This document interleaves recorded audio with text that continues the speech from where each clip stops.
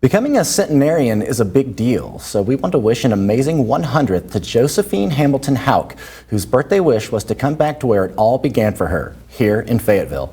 Newswatch reporter Jillian Risberg has Joe's emotional story.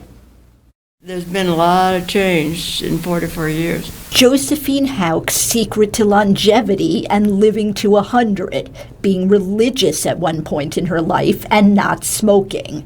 Back when she belonged to the Women's Auxiliary of the Stark County Medical Society, where she said they smoked at the dinner table. Said we, of all people, physicians' wives, should not smoke. It's so detrimental.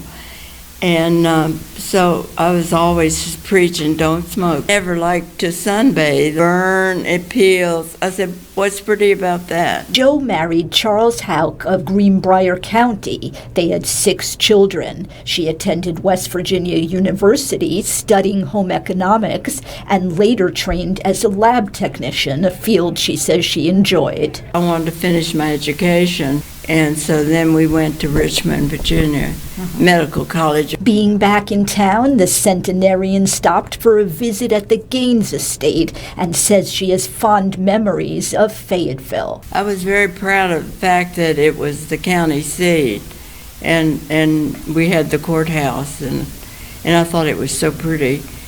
And then the jail was there, and I played tennis over at the educational building. I don't know if it's still there or not. Daughter Jane says her mom surprises her all the time. Mother still lives alone over in Bel Air, Florida. We keep begging her to come and live close to us or live with us, and she says, I'm on my own.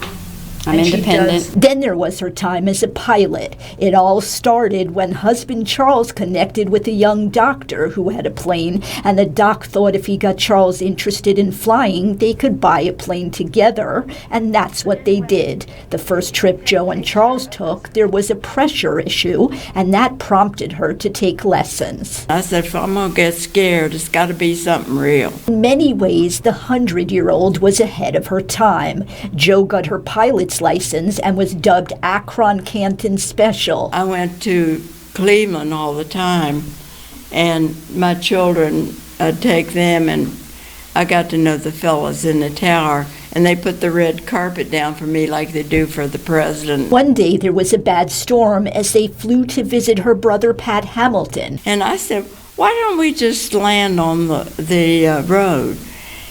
And I didn't think anybody'd care. It wasn't opened. And so that's what we did. And as far as I knew, there was nobody around.